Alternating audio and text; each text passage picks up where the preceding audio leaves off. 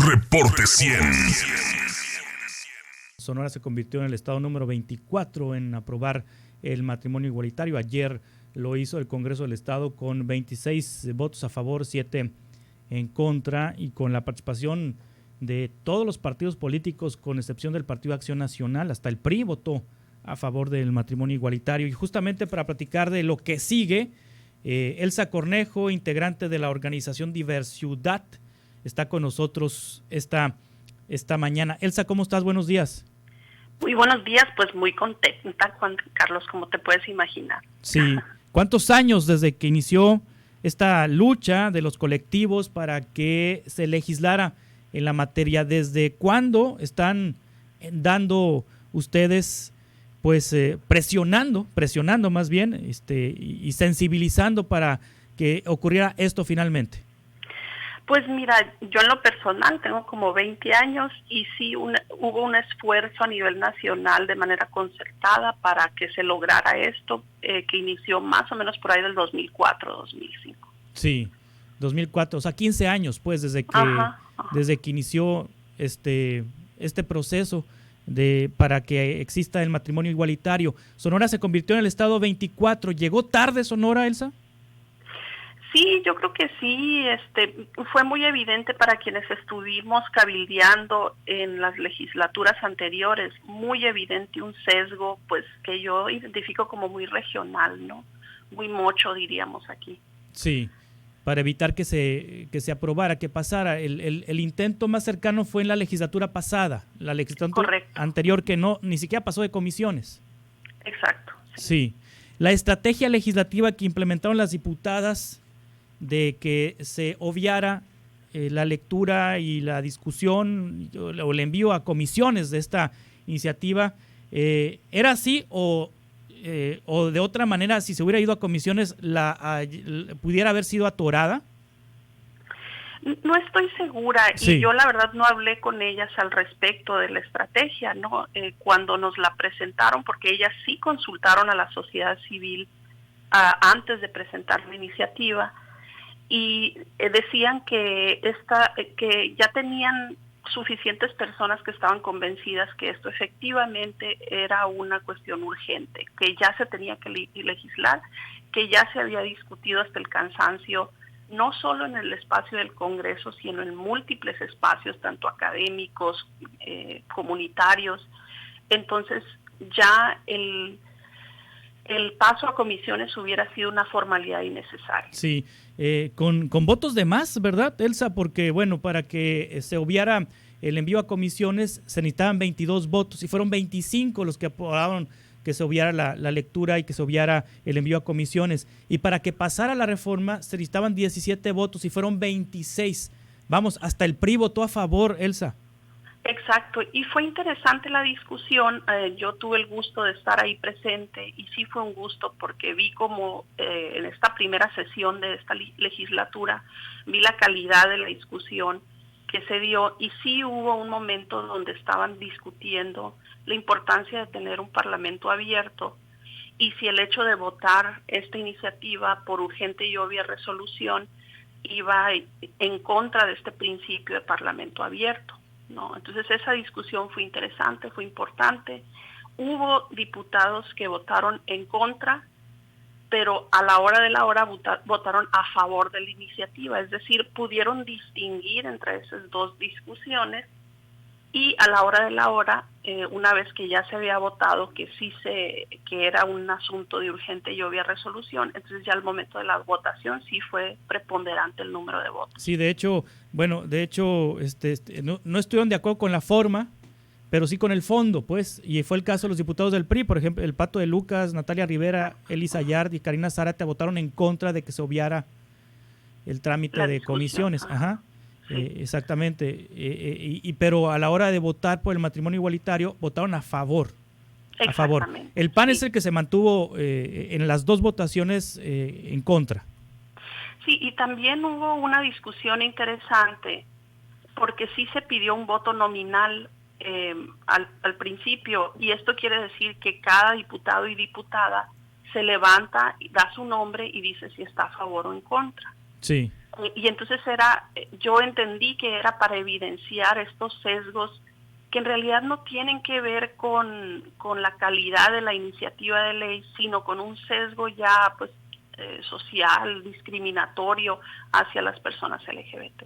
Sí. Entonces, si tú me preguntas qué sigue, para mí sigue eso. Tenemos mucho que hacer todavía para desmitificar quiénes somos las personas LGBT, para hacer entender a la sociedad que esto es algo que no se contagia, no vamos a contagiar a sus familias, porque ese es el argumento que usan, ¿no? Que va en contra de la familia. Y nosotros siempre decimos, pues, ¿cuáles familias? Porque nosotros también tenemos familias, somos parte de familias. Entonces, todo eso es lo que sigue. Sí, sí. Esta reforma pues tendrá que enviarse al Ejecutivo, y una vez que el Ejecutivo la publique en el Boletín Oficial del Gobierno del Estado, entra en vigor al día siguiente. ¿Ya se sabe cuál será el protocolo, Elsa Cornejo, en las oficialías del Registro Civil para que se desarrollen matrimonios igualitarios? ¿Tienes conocimiento si ya habrá alguna pareja que a partir de esta reforma, ya sin amparo, recurra al Registro Civil para casarse? Sí, hay varias, sí. Hay varias.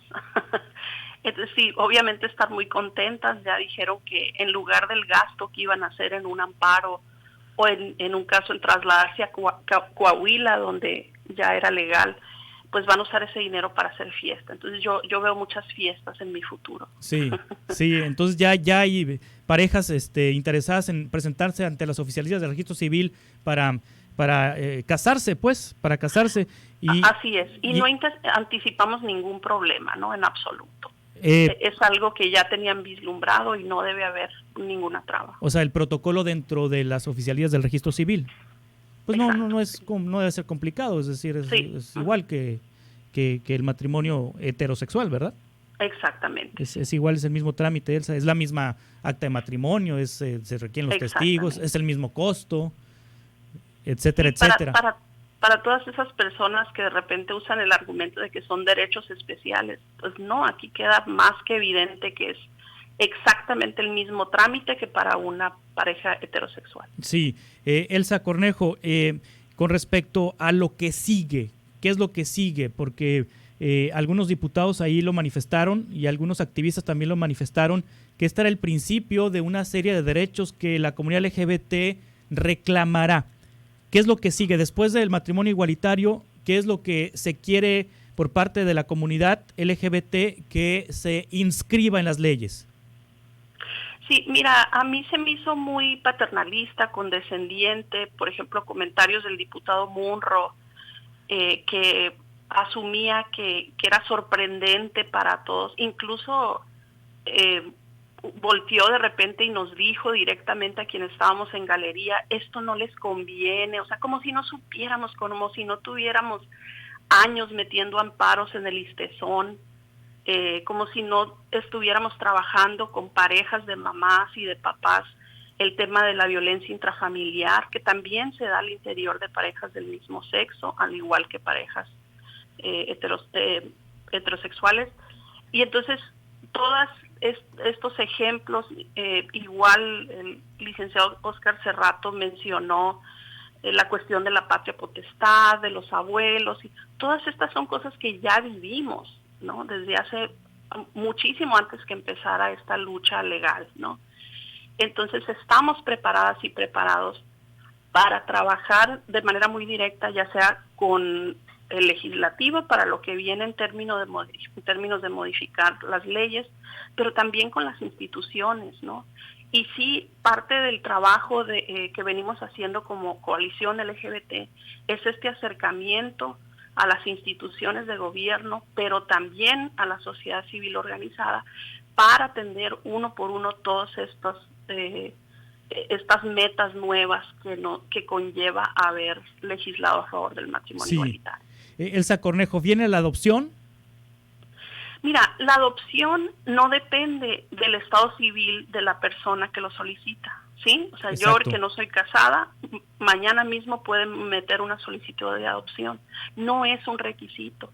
Entonces, todo este tema de la adopción ha sido como una cortina de humo para asustar a todas esas personas que piensan que la homosexualidad se contagia, que es algo erróneo, pues es falso, pero siguen manteniendo vivo este mito, esta mentira, para asustar a la sociedad en general con el tema de la adopción. Sí, porque ahorita cualquier persona soltera puede solicitar adoptar un niño, ¿no? Exactamente, sí, incluyendo una persona lesbiana, homosexual, bisexual. Exactamente, ¿sí? O sea, no hay impedimento legal para que una pareja del mismo sexo adopte, o sea, para nada. Desde antes de la aprobada la ley de ayer, pues. Ni nunca ha habido, exactamente, y eso es un punto muy importante.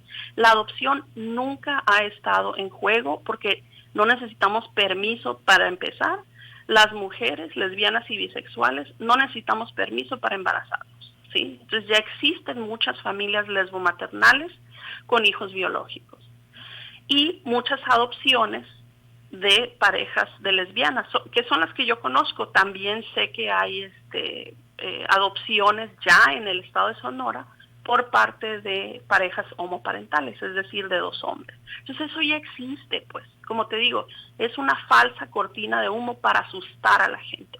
Y sí, yo asumo que eso nos toca a la sociedad civil resolver, ¿no? Esta mitificación que se ha hecho de las personas LGBT. Sí, pues interesante todo lo que pasó ayer en el Congreso del Estado, con más votos de los que se esperaban, y pues este Congreso en 2 semanas ha hecho más de lo que hicieron los últimos congresos en la materia. Y bueno, también ahí el dato anecdótico, ¿no? La vez pasada no pasó la iniciativa de comisiones, una iniciativa de Yumiko Palomares, porque el diputado de Morena, Raúl Castelo, se le fue al internet, recordarás.